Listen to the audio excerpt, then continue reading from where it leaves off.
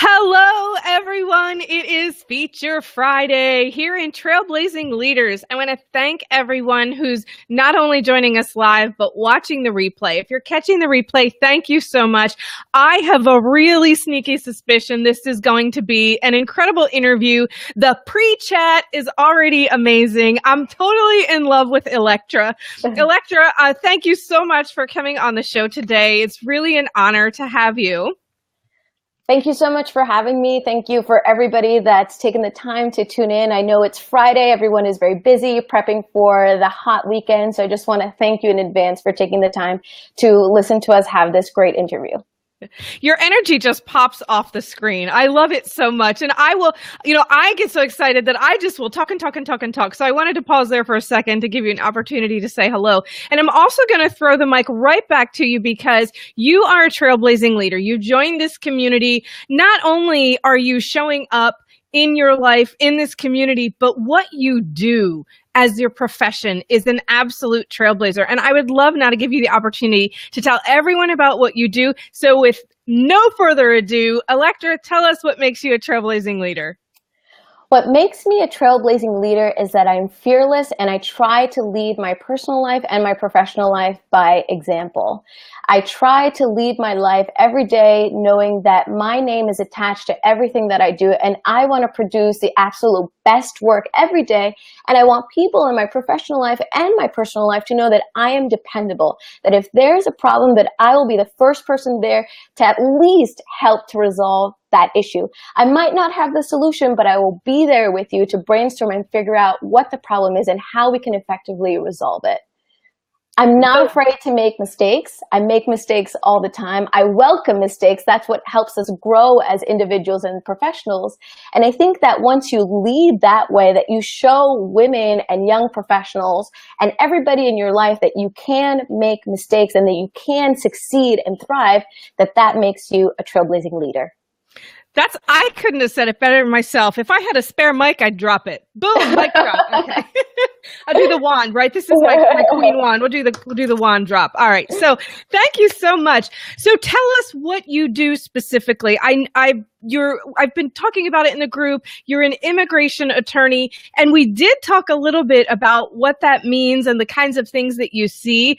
But for those who might not know, first of all, let's say hello, Kate. Hello, Mindy. Thank you for joining us. Whoever else is on here, say hello. Let us know you're here. And thank you so much for taking time out of your Friday to join us. So Elektra, I love the idea that you're an immigration attorney, and we were talking a little bit about people not understanding really kind of the inner workings of it's not just the legal stuff. Can you tell us a little bit more about that? Sure. So I'm very fortunate to have a firm that is a full-service immigration law firm. So I do both employment-based and family-based immigration. What does employment-based immigration mean? Employment-based immigration means that I work with foreign nationals who want to come to the U.S. to work temporarily, who want to invest in the U.S., by either opening up their own businesses or buying into an existing business, or people who are just at the very top of their field in business or in the arts who can qualify for a green card, which of course is permanent residency. So what do I do specifically? What's my day-to-day like? I meet with business-based clients and family-based clients. This morning I had a consultation with an E2 treaty investor visa, which means that this foreign national basically bought and opened up a restaurant and is thinking about pursuing the green card based on his extraordinary ability in business.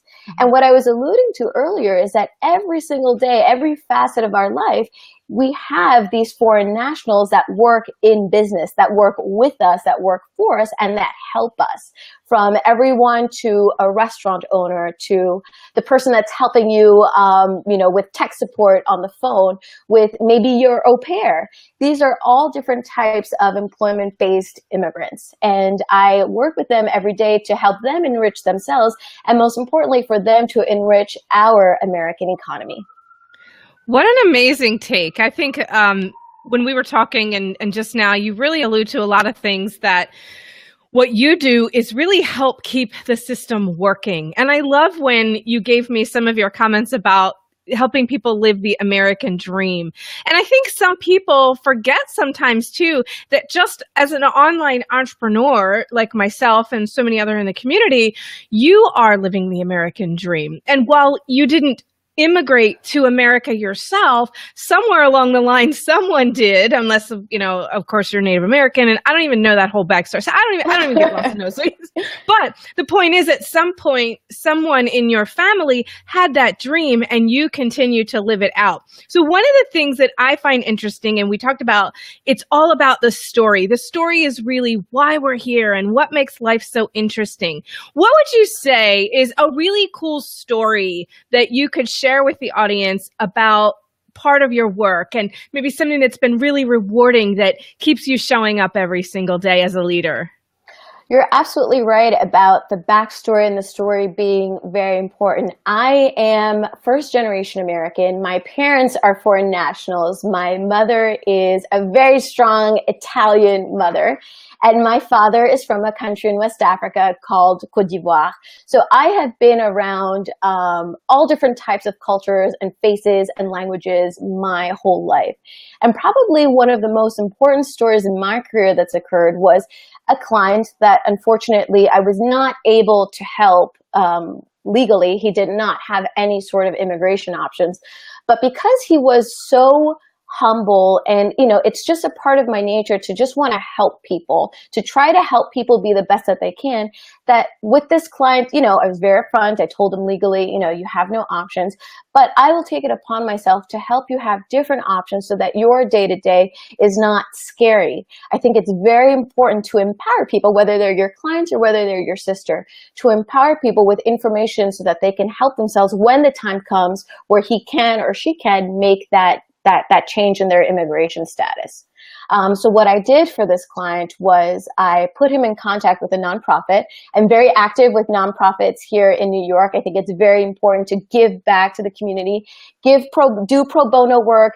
I give free citizenship classes just because I think it's important to be empowered. But I put him in contact with this nonprofit, and he was my client was homeless, and they were able to secure him, with a bed, a place, food to eat on a daily basis, and they helped him find, put him in contact with his family. And that made me feel really good as an immigration practitioner, because maybe I couldn't help him legally, but I could help him on a humane level. I love that you call yourself a practitioner and not a lawyer. I feel like I should have known that and put that in there. And here's the other thing is every industry has its jokes about people in the industry, right? And I love that you are a heart-centered lawyer. I love that. I think that is something that is so desperately needed in the industry. And I would love to see hear your opinion about how has that required leadership to be a heart-centered person in your industry? Absolutely. I worked for firms, for a variety of different New York-based firms for a very long time. And I understand the end result is to make profit. But I think what's even more important, what will continue to drive profit, is if you have heart in what you do, if you remember a client's name, if you remember a client's birthday, if you just add that personal touch. And I have fought with colleagues and managing attorneys who would just tell me, just focus on your case, just focus on your case. But what they were forgetting was the person, the client was my case, not the attorney cover letter, not the evidence that I was gathering, the person. And yes, I've had to be a leader in that because I have to tell my colleagues, I have to tell my friends who are also immigration attorneys, don't forget about the person. That's the first thing. Don't forget about the person. That's an amazing value bomb, because the same thing applies across all industries and with online entrepreneurship. And I like to always bridge the gap with people who could be in your industry, people who could be in the online industry. And it does span every industry, I believe, where people get sometimes so caught up in checking off the things, checking off the boxes, or, bringing in the income, selling another product, that they forget that these are people. If you want to be a coach, you want to be a mentor, you want to sell programs, you want to teach people social media, whatever you want to do, you want to be an immigration What did you call yourself? Practitioner. Practitioner. Okay. For me, practitioner was always a medical term. So it was totally not in this box right now in my head of like, what was the word? I can't even remember, but I love it. And so no matter what you do, it requires you to always go back to center and remember that you're working with human beings. You're working with people and they have a story and they could have had a bad day and they want to have everything in life that we all want, right? We all want to live the American dream. It's inside of all of us, or else we wouldn't be here. We wouldn't be online. We wouldn't consider ourselves leaders. We wouldn't be pushing forward. So how do you think? I just want to chime in about the medical term. You're exactly right. It is a medical term, and I did steal it from the medical industry. And I'll tell you why. Because in the medical industry, they have the term bedside manner for doctors. No such term exists for lawyers.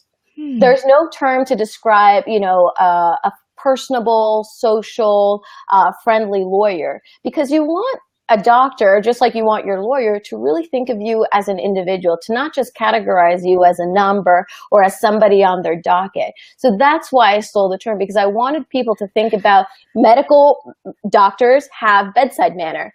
Lawyers should have bedside manner as well. Even though in our profession we don't have that terminology, that's what I want to evoke. I want to evoke that I am an attorney that does have proper bedside manner. Wow. I'm so digging on you right now. I'm totally in love with everything that you do and all that you're about. And I knew that though. I just had this feeling when we first spoke that you definitely were a leader and coming from a really good place. And those are the kinds of people that I really love having on here, because you're really exposing things in a way that I don't think we've had yet on the show. The fact that you can take an industry that was typically, very dry, very stoic, that, they capitalize things that aren't proper nouns. So I do a lot of work in journalism still, as I do. One of my freelance things is financial journalism. And so I'm constantly going through legal documents and I'm like, why are they capitalizing this word? It's not even proper. So I like to make a little fun. And like I said, we all have industry things that people are going to plug at. So, but what is one thing that you believe you would really like to change in your industry, aside from the practitioner and the bedside manner? Because I think that is brilliant, absolutely a brilliant place to start. What next for you? I think the most important thing for me right now is to continue to connect with colleagues and to spread this message, spread this dogma. I would say all of the attorneys that I know, all of the lawyers that I know, don't believe me when I say that if you think about the person first, that person will come back and that person will bring other people with him or her, because you will have instilled a strong relationship based on trust. So what I'm really looking to do is to be a mentor within the legal field, to be somebody. There aren't a lot of women that actually run their own practice in New York.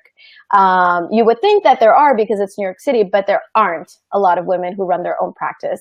There aren't a lot of young women who run their own practice, or a lot of multicultural young women who run their practice. So I think it's really important, like I said in the beginning, to lead by example, to be successful in one's field and also to be successful in one's personal field. So what I do is I periodically reach out to young practitioners, to young attorneys, and let them know, hey, you know what? If you ever want to pick my brain and figure out information on how to run a practice or how to deal with a tough client, I'm all for it. I'll buy you the coffee, because I believe in sharing knowledge. I believe that if we share knowledge, ourselves will become better practitioners, and then we will enrich the legal profession as a whole. Because, as you know, lawyers do not have a very good reputation, and it's because of that stoic, old-fashioned mentality, and I'm here to change that. And I'm here to change that in the legal profession and to make a difference in my clients' lives.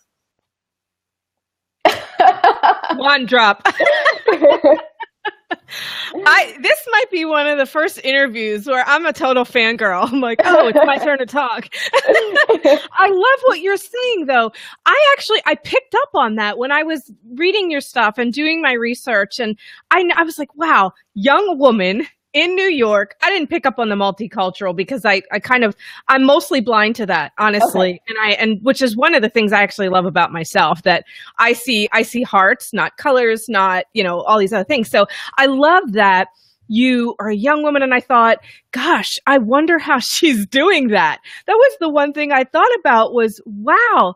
Oh, okay. So Mindy says her sister's a lawyer in New York and is actually looking for work. Could she connect with you for possible resources? Absolutely. Absolutely. I have no problem meeting with people. Maybe there's some work that I can contract out to her. Maybe she even wants to learn about immigration law and become more proficient in this area of law. Absolutely. I would love to have a conversation and continue this with her sister. Awesome. So you guys can obviously connect through Facebook now. So after this chat, you can go back in and check it out and connect and stuff. That is so awesome. Mindy, thanks for asking that question. I absolutely love it. She said her sister is licensed in New York and New Jersey, and she said, thank you. All caps. So she's yelling, thank you. Thank you. So what do you think is something that, aside from all the freaking awesomeness that you've given us on the interview so far, what is something that you would like people to know about you, either in knowing about you as a business person or knowing about you in thinking about working with you, or one of the things I love to do here, knowing about you in helping you share your message? I never give up. That's what people should know about me or remember about me. I never give up. I was the first person in my law school to have graduated from law school in 2 years. And I went to a very highly ranked law school. And I had people around me saying, this is never going to happen, Elektra. You're out of your mind. And you know what? I never give up. If I have a goal, I will stick to it and I will make it happen because I know it will always be for the greater good. I believe that I'm just a pawn in this world, that there are things that are bigger and greater than us, and that it's our duty as responsible individuals, as intelligent individuals, as open-minded individuals to carry that message with us in everything that we do. That's why it's so important for me to lead by example. And this could be because of my background. You know, my mom is an amazing person, and I would not be who I am without my mom. I have a younger brother and a younger sister, and I've always tried to lead them by example as well. But I think overall, it's always been my love of people that has driven me to be who I am today. To me, people's stories, people's backgrounds, the intricacies, the particularities about people, all of that really drives me and motivates me to do great work and to never give up. And I think that when people meet me and when they see me, I think that comes out. So I don't have to say, I really hope I don't have to say, remember me because I never give up. But, you know, look at me for the story that I am, just like I'm looking at you for the story that you are. And everything that you communicate to me with your eyes, with your lips, with your hair, with your mannerisms, I will get that message. Because I'm a sensitive person, and I hope that people afford me that same sensitivity as well. You look really, really great for your 87 years of wisdom carrying around in you. You know that, right? I get told that all the time, actually. I'm sitting here going, I'm not asking her how old she is, but Jesus, that's a lot of wisdom I think, you know, even for someone midlife, that is a lot of wisdom to carry around. So your mom, amen, Elektra's mom, you're a great woman. We can see that from here.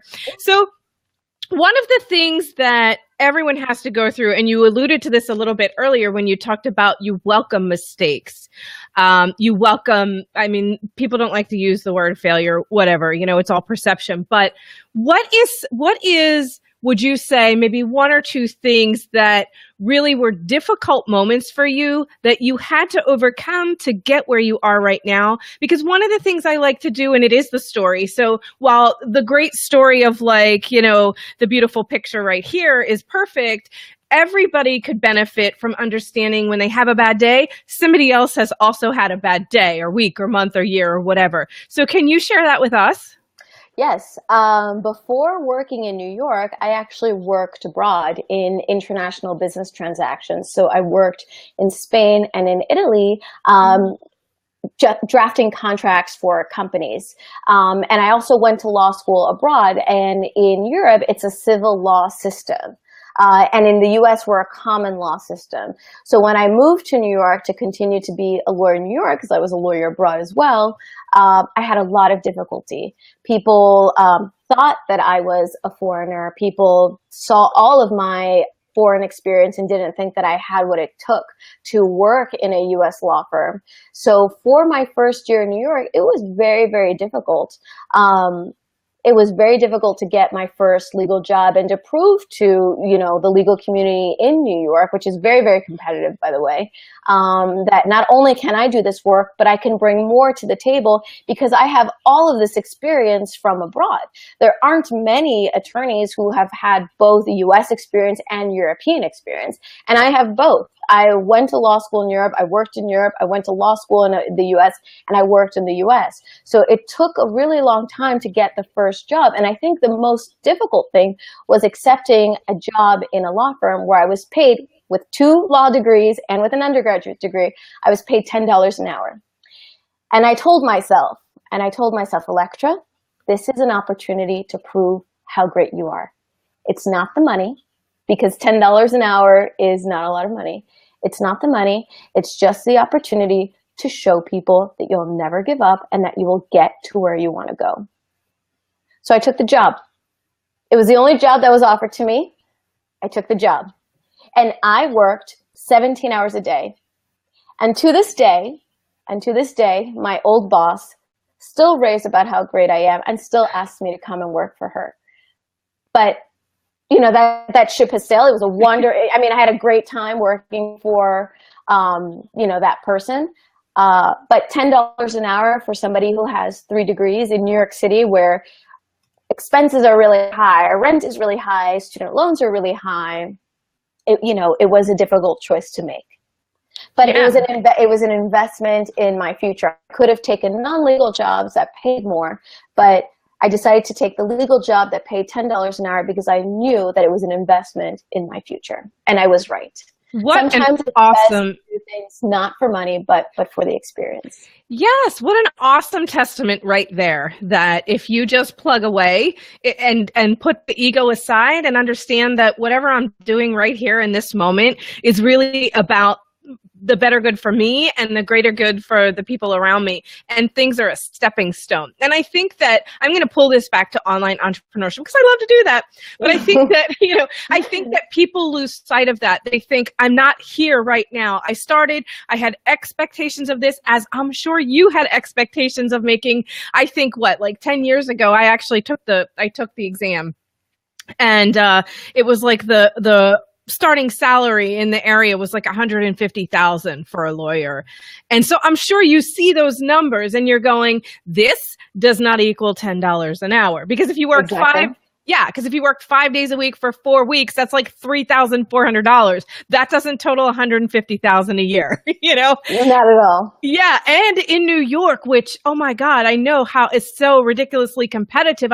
I've covered so many bankruptcy hearings just in Delaware and seen how they're falling all over themselves to get the business. So just total dog eat dog. And I guess also maybe that's why there was that stoic and really dry air about it, because you couldn't risk, right, losing some account because you were human or you said the wrong thing, right? Exactly. But I really learned from that experience. I learned that it's really important to know who you are. It's like what I told you earlier. If you just constantly ask yourself, who do I want to be in 5 years? Does this support who I want to be in 5 years? Then you'll often find that the answer is in front of you. It might not be the answer that you like, but the answer is often in front of you. And because I had asked myself at that time, who do I want to be in 5 years? It just made sense to accept a job at $10 an hour. Wow. Kudos to you. So let's fast forward then from the $10 an hour job to where you are now. Yes. What made you decide to branch out on your own? Again, to lead by example. I wanted to wear my hair down to work. I have very, very curly hair. I was not allowed to wear my hair down at any firm that I worked in because I have very curly hair. My intake process with a client is I've honed in this skill where I take time to learn about the client. And again, that famous question, who do you want to be in 5 years? I've developed a system of being very, very efficient with my time, with my clients' time, because I understand how absolutely delicate the immigration process is. Whether you're an immigrant for business purposes or whether you're an immigrant for family purposes, it's a delicate process across the board. And you have to be really, really good. And this is a skill. This is something that I've learned over time. You have to be really, really good at both balancing the humane aspect and being very good at what you do. The other day I met Nina Vaca, who is the CEO and president of Pinnacle Group, which is the fastest growing company, Fortune 500 company in the US. And she has an awesome saying, which is be crazy good at what you do. So I don't say crazy good, but I always say I want to be at the top of my field, which requires me to, again, have that humane aspect with the client, but be exceptionally efficient at what I do, which means that I'm very quick to answer questions. I think it's very, very important to answer a client's email within 4 hours, to take a client's call, because chances are they're calling you because they're worried. You know, it's our job as attorneys, as practitioners, to allay those fears, to calm them down. Our role as practitioners, as attorneys, is multi-dimensional. It's not a 9-to-5 job. It's not just legal work. You know, we're attorneys, we're psychologists, we're secretaries, we're everything. We have to have, I think it's very important to have that multi-dimensional approach when it comes to, you know, doing your job. You just want to be, as Nina Vaca said, crazy good at what you do.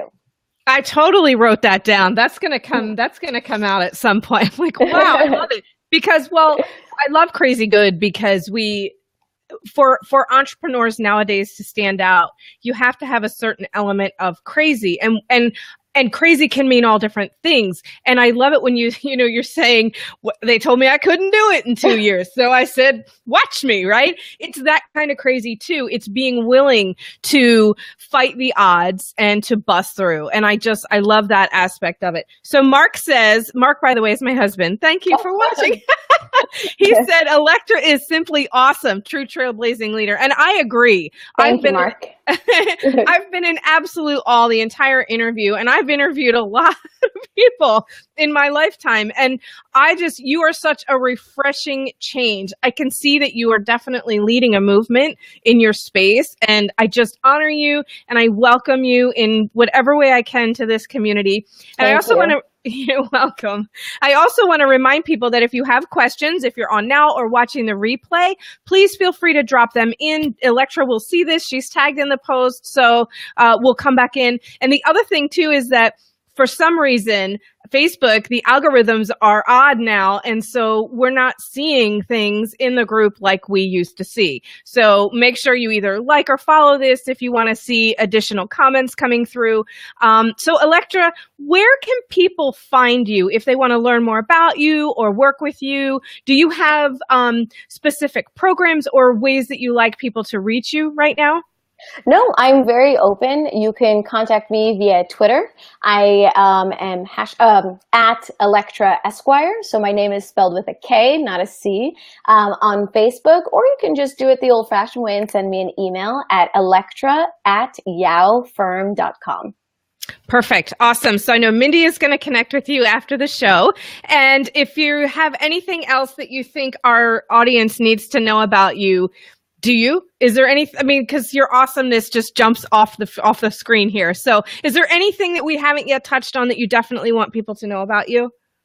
I think that people should know that inside themselves, they can be the best that they can, that there's no limit to anything. Now, whether you're talking to me or any other trailblazing leader, or you're talking to Debbie, just know in your heart of hearts that anything that you want to do is possible. And anybody who ever tries to tell you it's not possible is just afraid of you.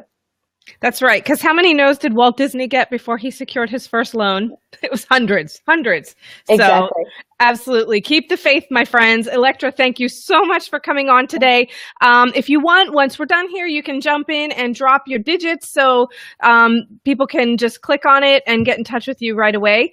Thank you again. It was such an honor to learn more about you, and I look forward to supporting you throughout your journey. Thank you so much for the support. Thank you so much for having me. And thank you for everybody who watched during this very busy Friday. All right. Bye, guys. Have a great weekend. Bye, everybody.